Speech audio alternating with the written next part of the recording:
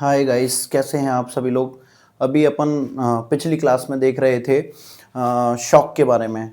ये शॉक की दूसरी क्लास है, उसी को हम कंटिन्यू करेंगे क्योंकि थोड़ा एनर्जी लॉस होने की वजह से मैंने उस क्लास को डिसकंटिन्यू कर दिया था। तो इस क्लास को हम कंटिन्यू करेंगे और शॉक को पूरा ख़त्म करेंगे।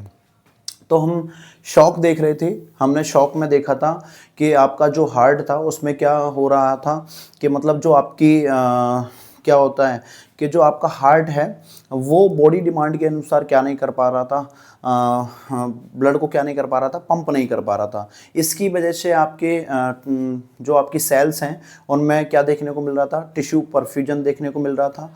तो टिश्यू परफ्यूजन क्यों हो रहा था, जो आपकी सेल्स हैं उनको क्या नहीं मिल पा रहा था, ब्लड सप्लाई नहीं हो रहा था, इसलिए मतलब न्यूट्रिएंट नहीं मिल रहे, न्यूट्रिएंट नहीं मिल रहा तो क्या नहीं मिल रहा था, ऑक्सीजन नहीं मिल रही थी। ठीक है, तो हमने दो कंडीशन अराइज की थी, एक था शॉक शॉक और एक था आपका इश्केमिया। क्या था? इश्केमिया। ठीक है, इश्केमिया दो कंडीशन थी। तो शॉक में मतलब क्या हो रहा था, डिक्रीज आपका कार्डियक आउटपुट, कार्डियक आउटपुट क्या था, आउटपुट। ठीक है, तो उसकी वजह से क्या हो रहा था, decrease tissue perfusion, tissue perfusion, perfusion. ठीक है, डिक्रीज परफ्यूजन हो रहा था। तो कहाँ हो रहा था आपके, ये क्या देखने को मिल रहा था, शॉक। क्या कंडीशन अराइज हो रही, शॉक। इसमें भी आपका कार्डियक आउटपुट डिक्रीज हो रहा था और क्या हो रहा था, वही टिश्यू परफ्यूजन हो रहा था। बट ये कंडीशन क्या है, ये होल बॉडी की सेल्स के लिए था और ये क्या था, आपकी सिंगल सेल्स या किसी पार्ट्स की कोई सिंगल सेल्स है उसके लिए शब्द हमने क्या बोला था, इश्केमिया। और मैं कहूँ होल बॉडी की सेल्स है। आपको पता है कि आपकी बॉडी का निर्माण किससे हुआ है, सेल से हुआ है। सेल से टिश्यू, टिश्यू से ऑर्गन, ऑर्गन सिस्टम वगैरह पूरा बना हुआ है। तो आपकी अगर पूरी होल सेल्स में ब्लड सप्लाई नहीं हो रही है, ठीक है, टिश्यू परफ्यूजन हो रहा है, तो वो क्या है, शॉक। अगर किसी पर्टिकुलर पार्ट में और उसके अंदर भी किसी एक सेल्स को ब्लड सप्लाई नहीं हो रही, वो क्या है, इश्केमिया।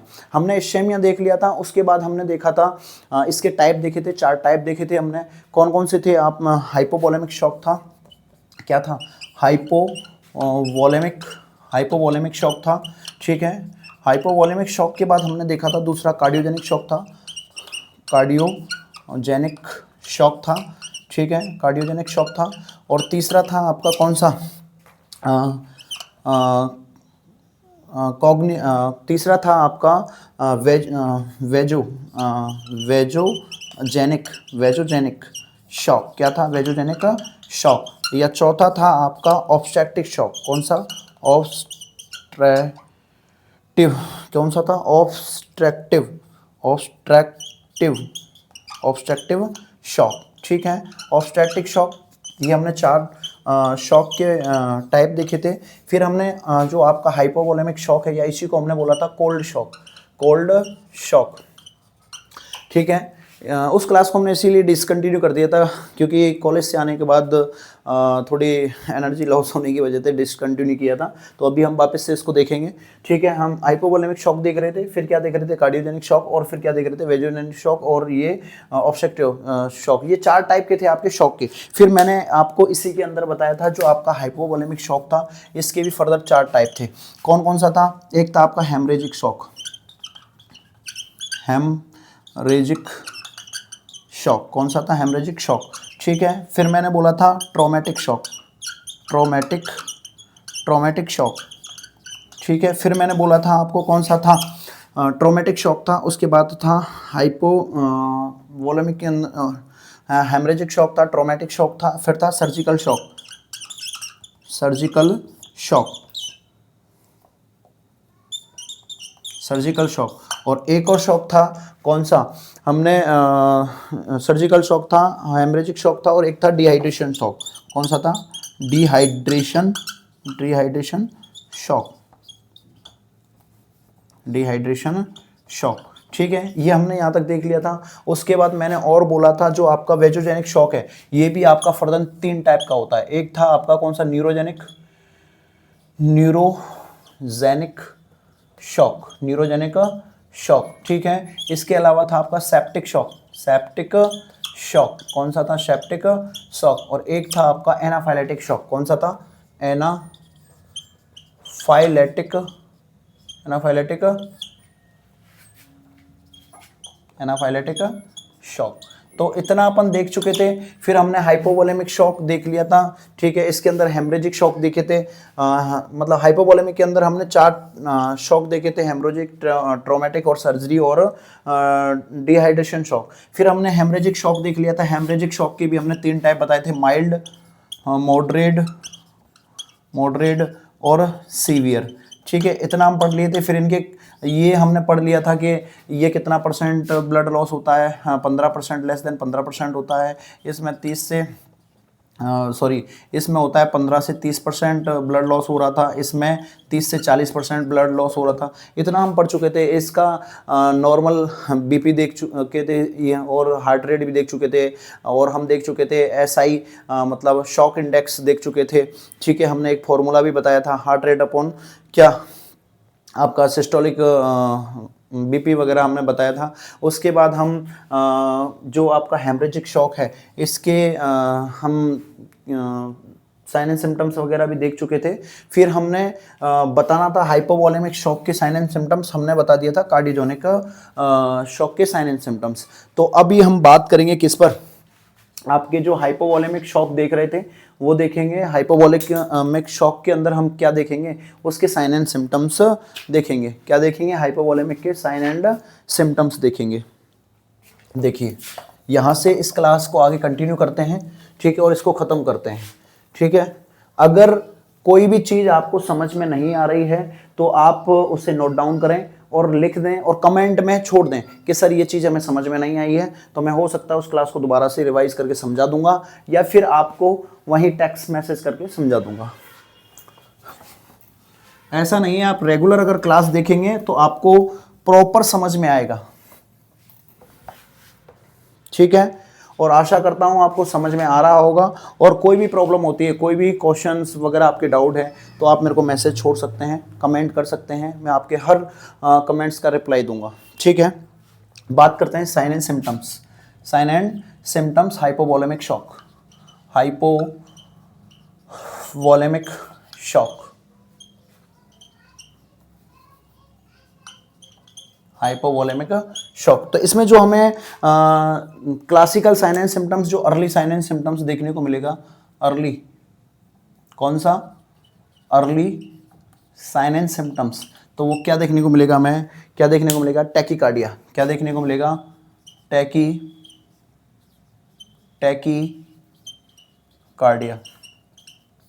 Early sign and symptoms of किसका, हाइपोवोलेमिक शॉक, ठीक है। और क्या रहेगा इसमें, और क्या साइन एंड सिम्टम्स रहेंगे, कन्फ्यूजन, क्या रहेगा, कन्फ्यूजन। और क्या देखने को मिलेगा साइन एंड सिम्टम्स हमें, और देखने को मिलेगा cool and calmy skin, cool and calmy skin. और क्या रहेगा, रेस्पिरेटरी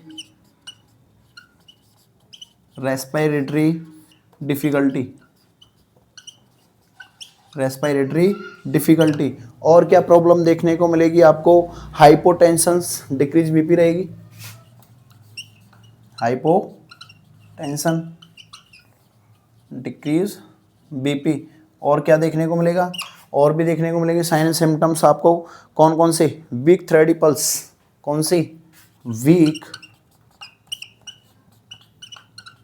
थ्रेडी पल्स या रैपिड पल्स, ठीक है। और देखने को मिलेगा आपको क्या, और देखने को मिलेगा आपको lethargy, fatigue, weakness, lethargy, weakness, fatigue.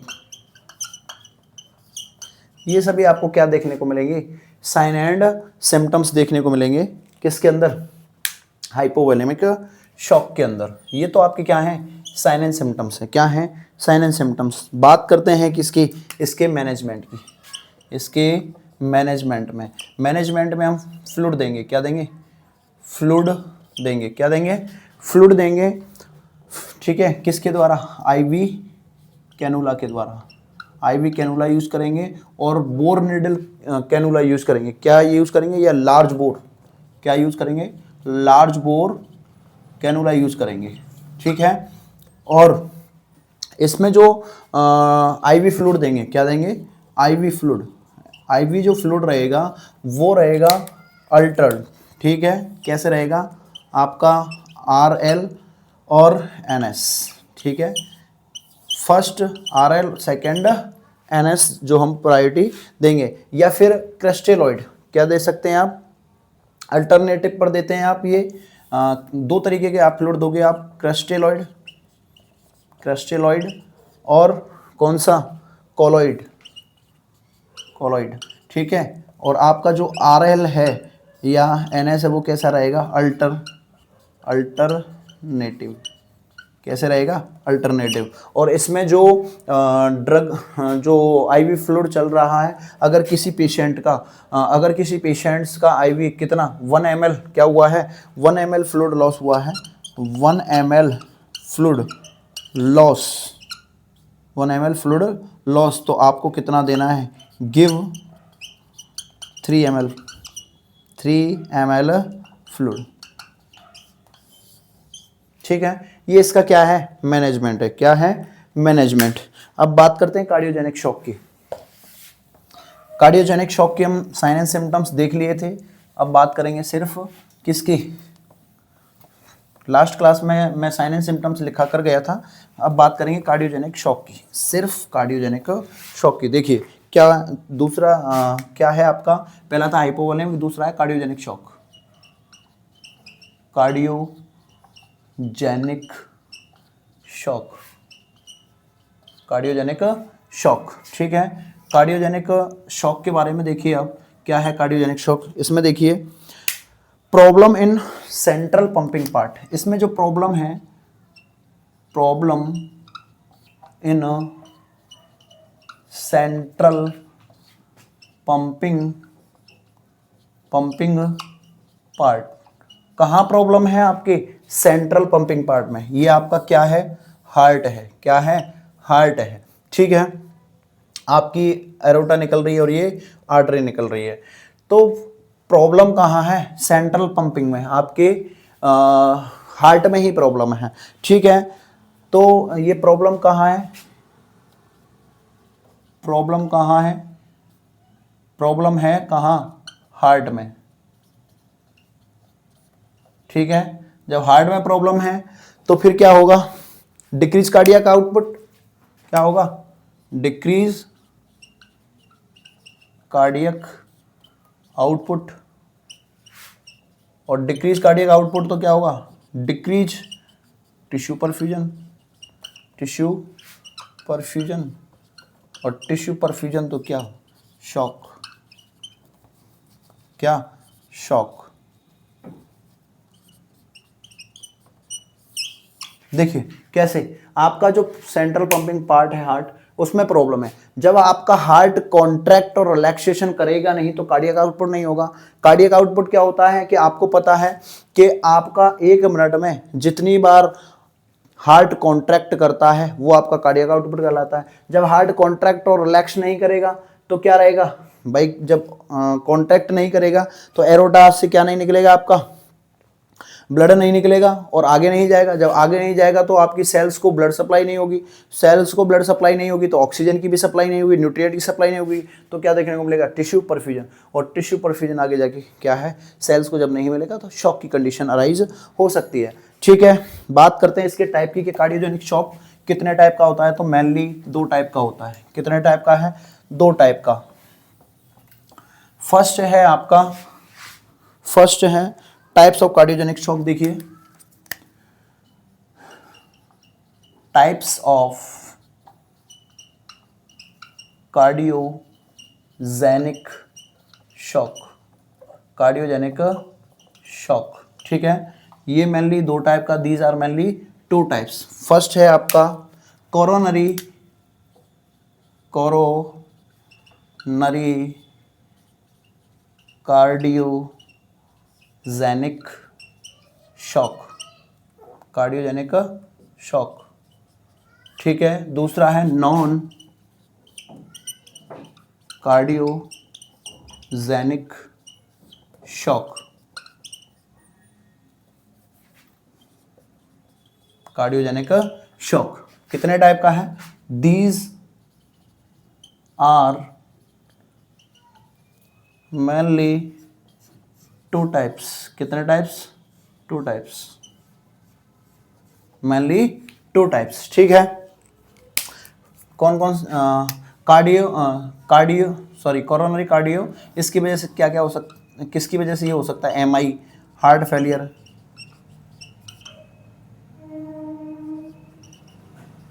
Heart failure, और क्या हो सकता है? Arrhythmia, arrhythmia, arrhythmia. और ये किसकी वजह से हो सकता है? वाल्वुलार, वाल्वुलार प्रॉब्लम।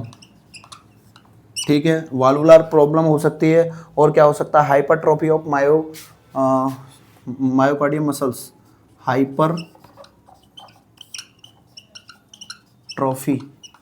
Hypertrophy of myocardium.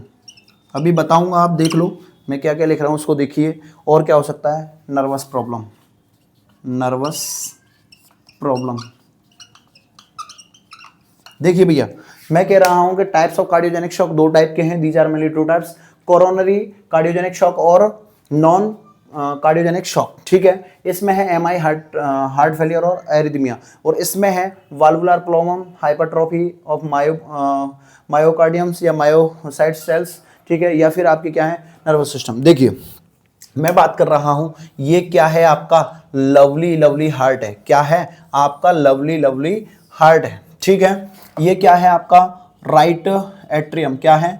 ये क्या है? Left atrium. क्या है? Left atrium. ठीक है, ये राइट वेंट्रिकल, और ये क्या है? Left ventricle. ठीक है, जब ये आपकी एरोटा, ये एरोटा ऊपर जा रही होती है, कहाँ जा रही होती है? ऊपर जा रही होती है, तो ये क्या करती है? एक ब्रांच दे देती है। क्या करती है? ब्रांच देके ऊपर निकल जाती है। ठीक है, ऊपर जा रही है। देखो, ये इसको बोल दिया हमने आउटा, एरोटा। क्या बोल दिया? एरोटा बोल लो। ये ऊपर जा रही है, इसको बोल दिया हमने असेंडिंग, असेंडिंग आउटा। क्या बोल दिया? Ascending aorta, ascending aorta. ठीक है, और इसको क्या बोल दिया हमने? इसको क्या बोल दिया? Ascending aorta. ये जब घूम रही है ऊपर से, ये भी ब्रांचेस निकल जाती हैं। ठीक है, तब इसका नाम हमने क्या दे दिया? Arch of aorta, arch of outta, arch of aorta. ठीक है, फिर नीचे आएगी तो थोरेसिक एरोटा, फिर नीचे आएगी तो एब्डोमिनल एरोटा, फिर आएगी तो आपके यहाँ उनको किडनीज को सप्लाई करेगी, और यहाँ आपकी इंटरनल इलियक आर्टरीज यानी पैरों को ब्लड सप्लाई होगी। ऐसे आपकी ब्लड सप्लाई हो रही होगी। अब मैंने कहा कि कोरोनरी, ये आपकी जो कोरोनरी आर्टरी है बाइफर्कुलेट होती है, ये ये आपका राइट कोरोनरी आर्टरी और लेफ्ट कोरोनरी आर्टरी। ठीक है, यहाँ से बाइफर्कुलेट हो गई है कोरोनरी आर्टरी। ठीक है, तो मैंने बोला कोरोनरी कैरोटिड शॉक, यानी कि आपकी जो प्रॉब्लम देखने को मिल रही है कहाँ है? यहाँ पर है। तो इसकी वजह से यहाँ पर अगर कोई ब्लॉकेज होगा तो इसकी वजह से एमआई और हार्ट फेलियर और एरिथमिया हो सकता है, या फिर इनकी वजह से भी ये कॉज हो सकती है।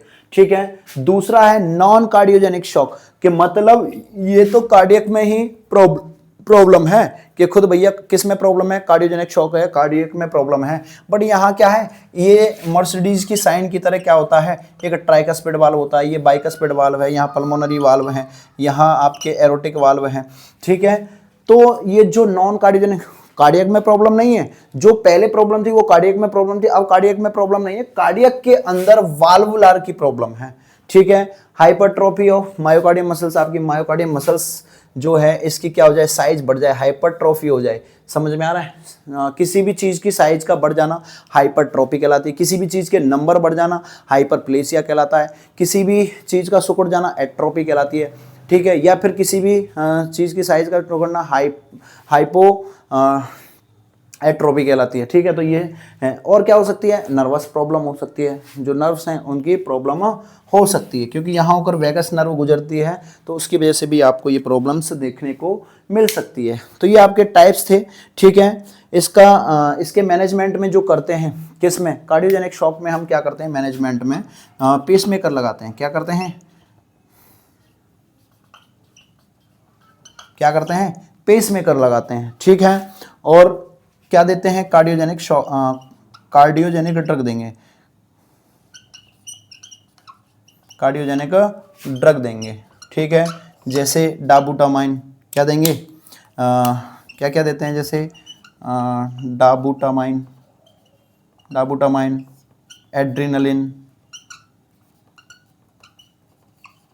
एड्रीनलिन, नॉरएड्रीनलिन, ठीक है, एफिनेफ्रिन, नॉरएफ्रिनेफ्रिन, ये सभी हम क्या देते हैं, ड्रग वगैरह देते हैं। तो हमने टाइप्स देखे। टाइप्स में आपके जो कार्डियोजेनिक शॉक है उसके दो टाइप्स हैं। साइन एंड सिम्टम्स में बता चुका था। मैनेजमेंट आपको मैंने बता दिया। मैनेजमेंट में आप पेसमेकर देते हो, कार्डियोजेनिक ड्रग देते हो, ड्रग में ये आते हैं। और क्या करोगे, ऑक्सीजन की कमी हो रही है, डिस्पनिया भी देखने को मिलता है, तो आप क्या दे दोगे, O2 थेरेपी दोगे।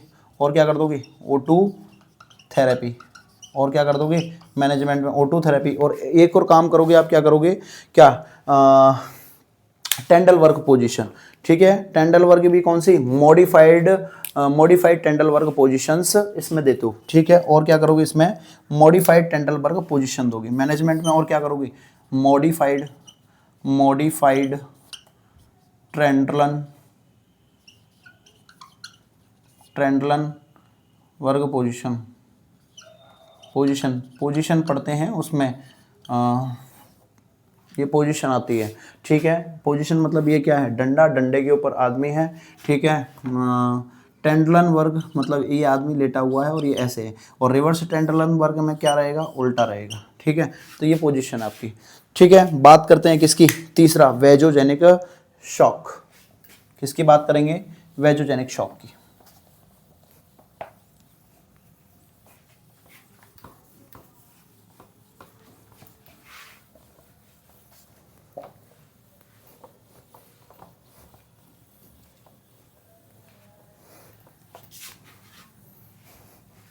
देखिए, वेजोजेनिक शॉक तीसरा है आपका, तीसरा कौन सा है, वेजोजेनिक शॉक।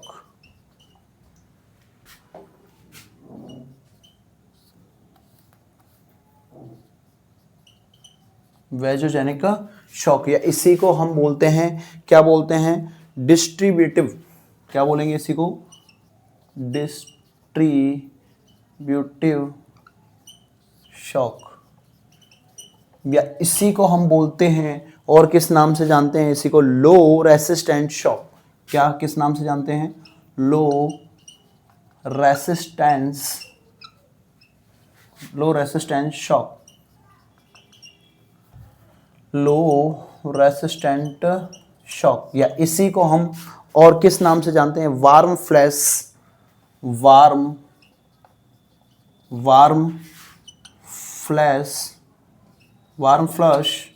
Skin shock.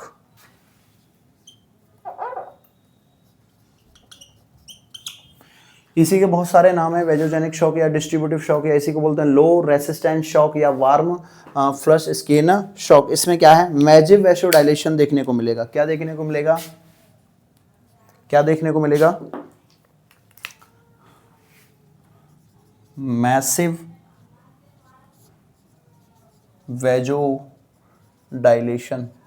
क्या देखने को मिलेगा, मैसिव वैसोडाइलेशन, ठीक है। तो उसकी वजह से क्या होगा, फ्लूइड डिपॉजिट इन वेन, कहाँ जमा हो जाएगा, फ्लूइड डिपॉजिट इन वेन, कहाँ जमा हो रहा है, फ्लूइड डिपॉजिट इन वेन। उसकी वजह से क्या होगा, ब्लड में क्या होगा, ब्लड में क्या होगा, देखिए ब्लड में क्या होगा, ब्लड में होगा डिक्रीज वीनस रिटर्न। क्या होगा, डिक्रीज वीनस रिटर्न। क्या देखने को मिलेगा, decrease venous return. Decrease venous return होगा तो क्या होगा, डिक्रीज प्रीलोड, ठीक है। डिक्रीज प्रीलोड होगा तो क्या देखने को मिलेगा, डिक्रीज कार्डियक आउटपुट क्या रहेगा, डिक्रीज कार्डियक आउटपुट, और डिक्रीज कार्डियक आउटपुट रहेगा तो क्या रहेगा आपका tissue perfusion, decrease tissue perfusion, decrease tissue perfusion, और डिक्रीज टिश्यू परफ्यूजन रहेगा तो क्या रहेगा, शॉक, क्या रहेगा, शॉक।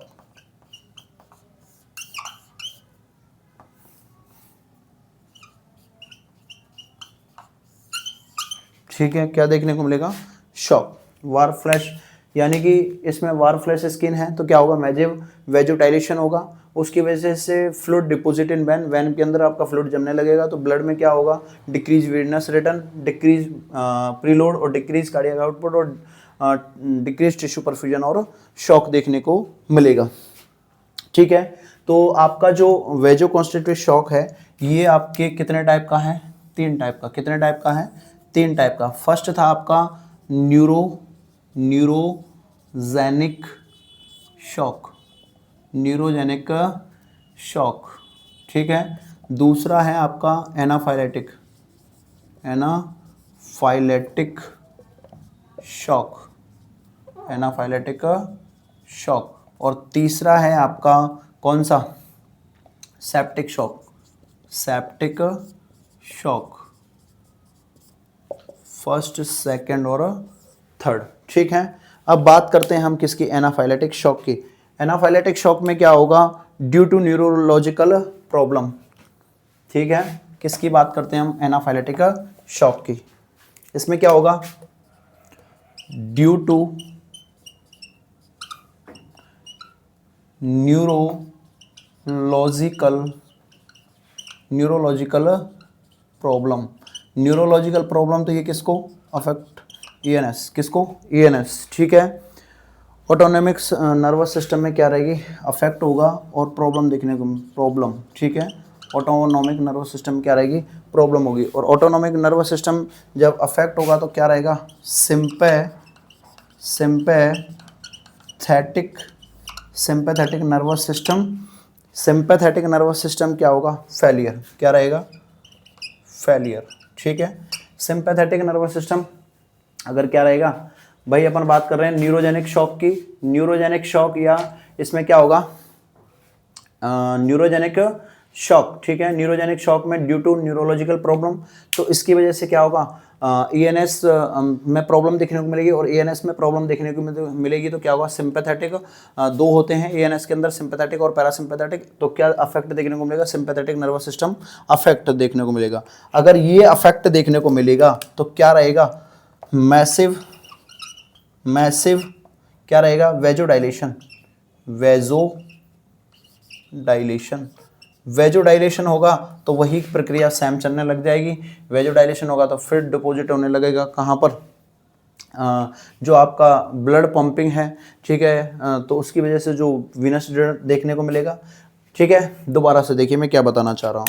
मैं बता रहा हूँ जो वेजोजेनिक शॉक है ये 3 टाइप का था, न्यूरोजेनिक, एनाफाइलेटिक और क्या, एनाफाइलेटिक, और तीसरा था आपका न्यूरोजेनिक शॉक, एनाफाइलेटिक शॉक, और कौन सा, तीसरा है आपका सेप्टिक शॉक। ठीक है, न्यूरोजेनिक शॉक में क्या होगा, न्यूरोलॉजिकल प्रॉब्लम है तो उसकी वजह से जो ईएनएस है आपका वो अफेक्ट होगा, या ईएनएस की ऑटोनॉमिक नर्वस सिस्टम प्रॉब्लम देखने को मिलेगी, तो उसकी वजह से आपका जो सिंपैथेटिक नर्वस सिस्टम है वो अफेक्ट देखने को मिलेगा, तो उसकी वजह से क्या होगा, मैसिव वेजोडाइलेशन देखने को मिलेगा, और वो क्या अफेक्ट करेंगे, आपकी वीनस रिटर्न को अफेक्ट करेंगे, या जो फ्लूइड है वो कहाँ जमने लग जाएगा, वेंस के अंदर। ठीक है, फिर क्या होगा, डिक्रीज वीनस रिटर्न होगा, फिर यही प्रक्रिया चलने लग जाएगी, सेम एज यहाँ से यही प्रक्रिया चलने लगेगी, और फिर लास्ट में जाके क्या देखने को मिलेगा, शॉक देखने को मिलेगा। ठीक है, आगे बात करते हैं हम किसकी, सेप्टिक शॉक की।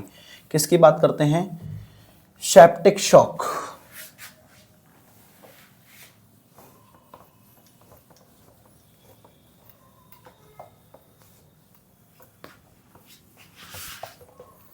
सेप्टिक शॉक भी क्या है, तीसरा देखिए, सेप्टिक शॉक। सेप्टिक शॉक क्या है, due to severe septicaemia, due to severe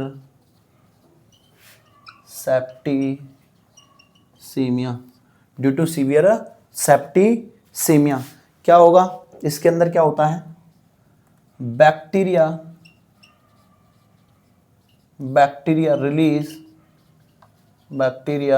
release, ठीक है, क्या होगा, एंडोटॉक्सिन्स, क्या रहेगा, एंडोटॉक्सिन्स रिलीज करेगा, बैक्टीरिया क्या रिलीज करेगा, एंडोटॉक्सिन्स, क्या रिलीज करेगा, एंडोटॉक्सिन्स पॉलीसैकेराइड्स साइटोटॉक्सिक होते हैं, क्या होते हैं, जो ये होते हैं ये क्या होंगे, ग्लाइकोपॉलीसैकेराइड साइटोटॉक्सिक होते हैं, ये क्या होते हैं, ग्लाइकोपॉलीसैकेराइड्स टॉक्सिक होते हैं, क्या होते हैं, ग्लाइकोपॉलीसैकेराइड टॉक्सिक्स होते हैं, जो क्या करेंगे, डैमेज करेंगे कैपिलरीज को, ये क्या करते हैं, डैमेज कैपिलरी, जब कैपिलरी डैमेज होगी तो क्या होगा, मैसिव वेजोडाइलेशन होगा, क्या होगा, मैसिव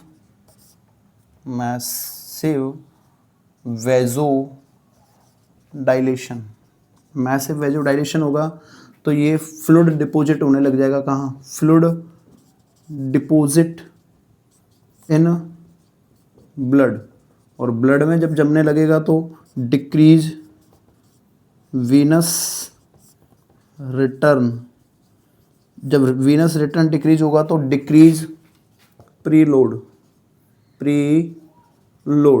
जब प्रीलोड डिक्रीज होगा तो क्या देखने को मिलेगा, डिक्रीज टिश्यू परफ्यूजन, तो क्या होगा, शॉक, क्या देखने को मिलेगा, शॉक, ठीक है, यही प्रक्रिया चलेगी। सेप्टिक शॉक में क्या होगा, ड्यू टू सीवियर सेप्टिसीमिया की वजह से देखने को मिलेगा, जो इसमें बैक्टीरिया होते हैं, जैसे बहुत सारे बैक्टीरियाज हैं, स्यूडोमोनास वगैरह, ये सभी क्या करते हैं, एंडोटॉक्सिन्स रिलीज करते हैं, वो कौन से होते हैं, पॉलीसैकेराइड्स टॉक्सिन्स होते हैं, जो क्या करते हैं, डैमेज कर देते हैं आपकी कैपिलरीज को।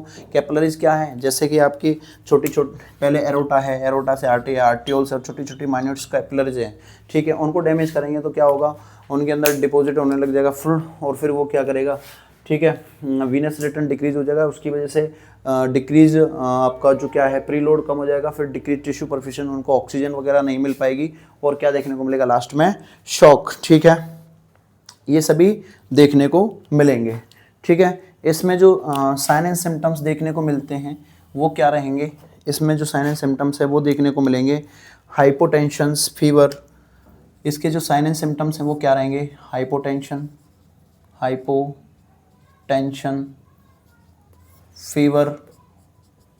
फीवर, और क्या देखने को मिलेगा साथ में, ब्रेडिकार्डिया, किस में, सेप्टिक शॉक में, ठीक है। मैनेजमेंट में हम क्या करते हैं, इसकी मैनेजमेंट में एंटीबायोटिक्स देंगे, और क्या देंगे हम, एंटीबायोटिक्स, ठीक है, एंटीबायोटिक्स थेरेपी देंगे, और क्या देंगे हम इसमें, अवॉइड कराएंगे एलर्जिक सब्सटेंस को, अवॉइड एलर्जिक सबस्टांस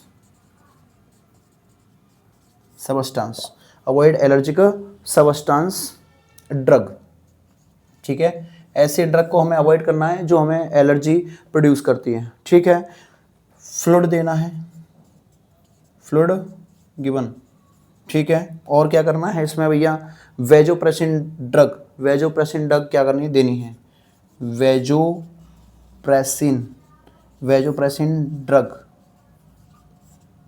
ठीक है, देनी है, ठीक है, और वेजोप्रेसिन ड्रग गिव, और क्या, वेजोप्रेसिन ड्रग कौन सी, क्या नाम है इसका, एडीएच, एंटी डायूरेटिक हार्मोन, या ऐसी को क्या बोलते हैं, ये किससे निकलती है, पोस्टीरियर पिट्यूटरी से, पोस्टीरियर पिट्यूटरी से दो हार्मोन निकलते हैं आपके, एक वो है आपका ऑक्सीटोसिन जिसे हम लव हार्मोन के नाम से जानते हैं या पिटोसिन बोलते हैं, ये है आपका एडीएच या इसी को बोलते हैं वेजोप्रेसिन या इसी को बोलते हैं पिट्रोसिन, और क्या बोलते हैं इसको पिट्रोसिन, पिट्रोसिन के नाम से इसको हम जानते हैं कि इसको वेजोप्रेसिन को, ठीक है। तो ये आपका क्या है सेप्टिक शॉक, क्या है सेप्टिक शॉक। अब लास्ट बचा है आपका चौथा ऑब्स्ट्रक्टिव शॉक, क्या है ऑब्स्ट्रक्टिव शॉक।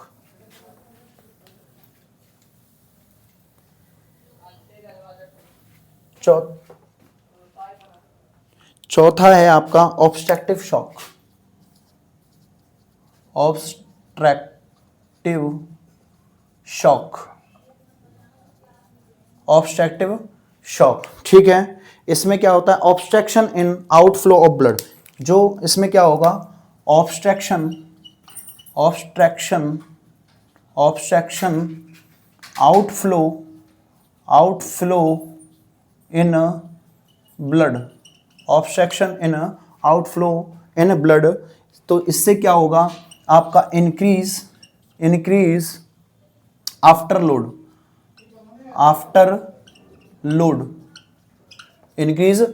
लोड बढ़ जाएगा, और क्या होगा डिक्रीज कार्डियक आउटपुट,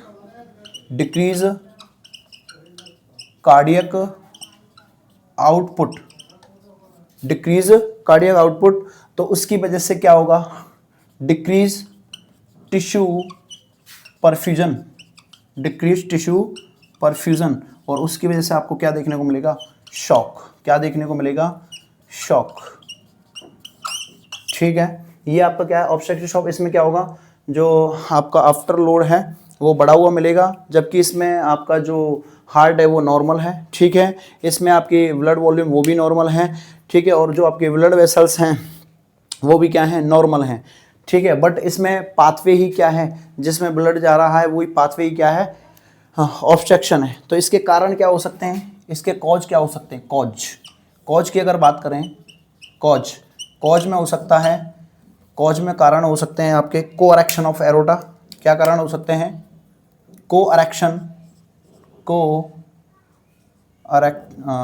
कारण हो सकता है आपका फर्स्ट कोअरेक्शन ऑफ एरोटा, और कारण हो सकता है आपका पेरिकार्डियल इफ्यूजन, पेरिकार्डियल इफ्यूजन,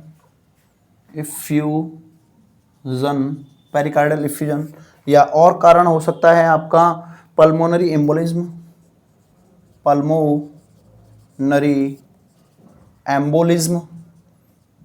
और क्या कारण हो सकता है पल्मोनरी एम्बोलिज्म के अलावा कारण हो सकता है प्लूरल इफ्यूजन। ये सभी कारण हैं किसके ऑब्स्ट्रक्टिव शॉक के, ठीक है। और इसमें होता क्या है देखिए, ये सभी कारण थे, ठीक है। बात करते हैं इसी के अंदर, और देखिए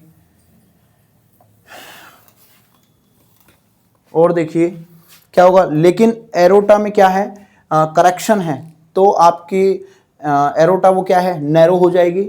नैरो होने की वजह से जो हार्ट में ब्लड पंप नहीं हो पाएगा, हार्ट की वजह से। देखो इसमें समझ लो क्या होगा, ये आपका क्या है हार्ट है, ये आपका हार्ट है, ठीक है। इसमें ये आपकी जो एरोटा है वो क्या हो गई नैरो हो गई। मैंने बोला कि कारण हो सकता है कोअरेक्शन ऑफ एरोटा, एरोटा यहाँ से निकलनी चाहिए थी लेफ्ट वेंट्रिकल से, और पल्मोनरी आर्टरी आपकी राइट वेंट्रिकल से, पर यहाँ से ना निकल के आपकी एरोटा कहाँ से निकल जाए आपके कहाँ से निकलने लग जाए कोअरेक्शन ऑफ एरोटा, आपके राइट वेंट्रिकल से क्या निकलने लग जाए एरोटा, ठीक है। तो देखने को मिलेगा तो ब्लड बढ़ जाता है, यहाँ का प्रेशर पीछे की साइड में बढ़ने लगेगा, ठीक है। और टेंशन न्यूमोथोरैक्स भी हो सकता है इसी के कारण में, और भी क्या हो सकता है टेंशन न्यूमोथोरैक्स हो सकता है, कार्डियक ट्यूमर हो सकता है, ये सभी इसके क्या हैं कारण हैं। मैनेजमेंट की अगर बात करें, ऑल ओवर मैनेजमेंट की बात देख लें तो क्या देखने को मिलेगा, ठीक है। शॉक में प्रायोरिटी देंगे अपन, ठीक है। तो ऑल ओवर मैनेजमेंट की बात करते हैं कि शॉक में मैनेजमेंट में हम क्या देते हैं, सीधी सीधी बात है, हम फ्लूइड देते हैं, ठीक है। क्या देते हैं आईवी फ्लूइड देते हैं, आईवी क्या देना है आईवी फ्लूइड देना है। और फ्लूइड में कौन सा फ्लूइड देना है, तो हमें वही देना है, रिंगल लैक्टेट देना है, ठीक है। उसके बाद क्या देना है, एनएस देना है, और अल्टरनेटिव डे पर देना है, ठीक है। और कितना देना है, दोनों को मिलाकर भी दे सकते हैं, 1 से 2 लीटर दे सकते हैं, कितना, 1 से 2 लीटर, ठीक है। और क्या कर सकते हैं अपन, प्रायोरिटी दे सकते हैं शॉक को, ठीक है। शॉक को क्या देंगे, प्रायोरिटी देंगे।